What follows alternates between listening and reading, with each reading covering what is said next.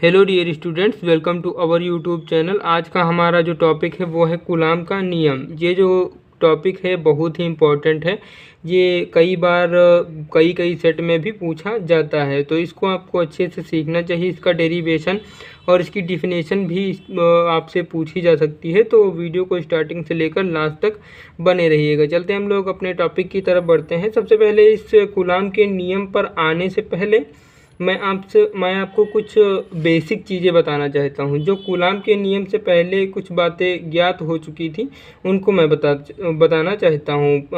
जो कूलाम का नियम है, इस नियम के आने से पहले हमें पता चल चुका था कि जिन पर समान आवेश होगा वह एक दूसरे को धकेलेगी। यानी कहने का तात्पर्य यह है कि जो जैसे पॉजिटिव कोई चार्ज है और दूसरा भी पॉजिटिव है, तो वो एक दूसरे से दूर हटेंगी। जैसे पॉजिटिव होगा तो वो एक दूसरे के दूर हटेंगी, लेकिन अगर एक पर पॉजिटिव दूसरे पर नेगेटिव है तो वो क्या करेंगी, एक दूसरे को अट्रैक्ट करेंगी, यानी पास आने की कोशिश करेंगी।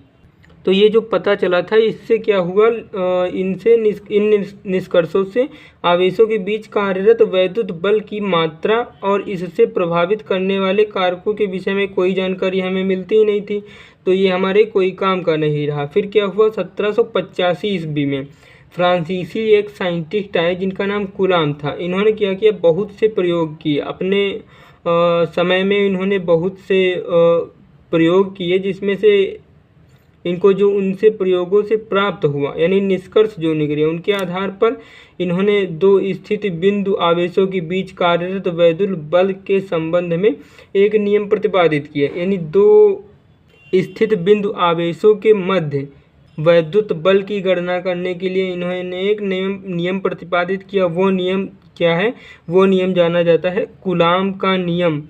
इस नाम से इसको जाना जाता है और ये बहुत ही महत्वपूर्ण टॉपिक है।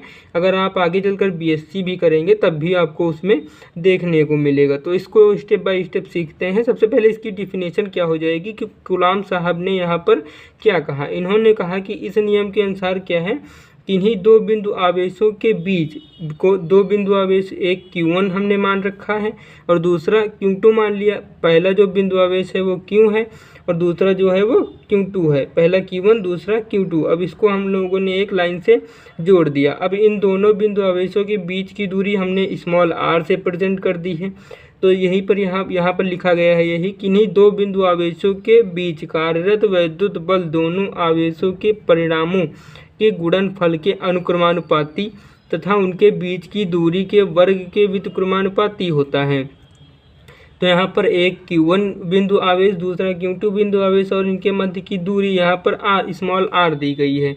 अब यहाँ पर डिफिनेशन में बताया गया है, दो बिंदु आवेशों के बीच कार्यरत वैद्युत बल दोनों आवेशों के परिणामों के गुणनफल के अनुक्रमानुपाती होता है। तो यहाँ पर पहली कंडीशन यहाँ तक जो है बन रही है वो लिखी हुई है कि किन्हीं दो बिंदु आवेशों के बीच कार्यरत वैद्युत बल दोनों आवेशों के परिणामों के गुणनफल।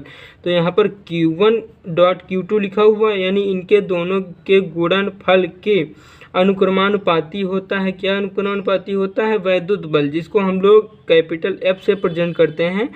ये वैद्युत बल के अनुक्रमानुपाती होता है Q1 और Q2 का गुणनफल। अब दूसरी कंडीशन क्या कह रही, तथा उनके बीच की दूरी के वर्ग के व्युत्क्रमानुपाती होता है। उनके बीच की दूरी क्या है, यहाँ पर स्मॉल r है, इनके वर्ग के व्युत्क्रमानुपाती यानी उल्टा होता है। तो इसका वर्ग किया हम लोगों ने, 1 का वर्ग करेंगे तो ये 1 ही रहेगा, स्मॉल r का वर्ग किया तो ये स्क्वायर आ गया, और इसके व्युत्क्रमानुपाती होता है किसके, वैद्युत बल के। तो हम लोगों ने इस जो इन्होंने नियम प्रतिपादित किया, इसकी सहायता से हमने दो यहाँ पर कंडीशन निकाल ली और उन दो कंडीशंस को हमने समीकरण 1 और समीकरण नंबर 2 मान लिया। अब हम क्या करेंगे, इन समीकरण 1 और समीकरण 2 से इसको सॉल्व करेंगे। समीकरण 1 और समीकरण 2 को जब हम सॉल्व करेंगे तो यहाँ पर हम लिख सकते हैं समीकरण 1 व 2 से। समीकरण 1 व 2 से हम क्या कर सकते हैं, यहाँ पर कैपिटल F सेम ही है, तो हम इसको लिख सकते हैं कैपिटल F, और ये इसके लिए हम लोग अनुक्रमानुपाती और इसके लिए हम लोग व्युत्क्रमानुपाती का निशान यहाँ पर लगा देंगे और इन दोनों इक्वेशंस को हम साथ में लिख देंगे। यहाँ पर Q1 डॉट में Q2 अपॉन में आर स्क्वायर हो जाएगा। जब यहाँ पर आर स्क्वायर हो जाएगा तो अब इस समानुपाती कह सकते हैं आप, इसका चिन्ह जब हटाएंगे तो यहाँ पर एक कांस्टेंट आ जाएगा। आप सभी लोग जानते हैं कि ये कांस्टेंट क्या होगा। जब इसका चिन्ह हटाएंगे तो ये इज इक्वल टू में के कांस्टेंट आ जाएगा और Q1 Q2 अपॉन में आर स्क्वायर हो जाएगा, जो कि ये हमको इसको सॉल्व करने से निकला है। यहाँ पर के क्या है, के यहाँ पर एक के, जहाँ के एक अनुक्रमानुपाती नियतांक है, जो कि हम लोगों ने यहाँ पर लिख दिया है। अब ये तो हो गया डेरिवेशन। आप इतना भी कर सकते हैं कूलाम के नियम के लिए, यही इन्होंने बताया था। लेकिन अगर आपको यहाँ पर न्यूमेरिकल्स में सॉल्व करने के लिए दिया जाएगा तो आपको यहाँ पर के की एक वैल्यू रखनी होगी। के की वैल्यू क्या रख सकते हैं आप, यहाँ पर हम लोग के की वैल्यू रख सकते हैं, यहाँ पर के इज इक्वल टू रख सकते हैं 9 × 10⁹ और ये न्यूटन मीटर स्क्वायर अपॉन में कूलाम स्क्वायर। ये इतनी वैल्यू आप के स्थान पर रख सकते हैं। तो आप यहाँ पर देख लीजिए, मैं यहाँ पर के की वैल्यू रख रहा हूँ। Capital F is equal to में 9 × 10⁹ डॉट, यानी इसको हमने गुणा किया Q1 Q2 अपॉन में आर स्क्वायर। आप देख सकते हैं यहाँ पर F इज इक्वल टू में 9 × 10⁹ Q1 Q2 upon are square. ये थोड़ा सा हमें असुविधाजनक लग रहा है, तो असुविधाजनक लग रहा है, इसको हम लोग इसी फॉर्म में रखने के लिए क्या करेंगे, 9 × 10⁹ के स्थान पर हम लोग रख सकते हैं के का मान यहाँ पर रख सकते हैं, के इज इक्वल टू रख सकते हैं 1/4 पाई एप्सिलॉन नॉट। और इसको एप्सिलॉन नॉट जो है इसको हम लोग इस प्रकार भी लिख सकते हैं 9 × 10⁹ न्यूटन मीटर स्क्वायर अपॉन में कूलाम स्क्वायर भी लिख सकते हैं। तो आप इसको दोनों फॉर्म में लिख सकते हैं। तो सुविधा के लिए हम लोग क्या करेंगे, F इज इक्वल टू में 1/4 pi epsilon not into Q1 Q2 upon में आर स्क्वायर यहाँ पर रख सकते हैं, जो कि यही हमारा कूलाम का नियम हो जाता है। जहाँ पर जो ये एप्सिलॉन नॉट है ये निर्वात की वैद्युतशीलता है, निर्वात की वैद्युतशीलता है। इसका मान आपसे पूछा जा सकता है कि एप्सिलॉन नॉट क्या है और इसकी वैल्यू क्या होती है। तो एप्सिलॉन नॉट जो है इसको आप लिख सकते हैं निर्वात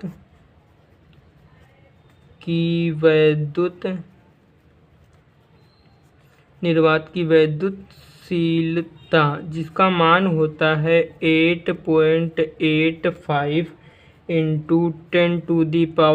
10⁻⁻12 कूलाम स्क्वायर पर न्यूटन मीटर स्क्वायर होता है। तो आपको ये एप्सिलॉन नॉट की वैल्यू रखना है।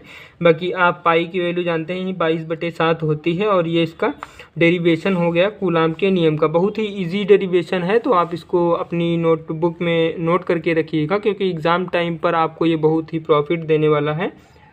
आई होप ये वीडियो आपको अच्छे से क्लियर रहा होगा और ये डेरिवेशन आपको अच्छे से समझ में आया होगा। इसी प्रकार इजी सॉल्यूशंस पाने के लिए आप हमारे चैनल को सब्सक्राइब कर लीजिए और इस वीडियो को ज़्यादा से ज़्यादा अपने फ्रेंड्स में भी शेयर करिए। मिलते हैं किसी नेक्स्ट वीडियो में किसी बहुत ही इम्पोर्टेंट डेरिवेशन के साथ। तब तक के लिए जय हिंद।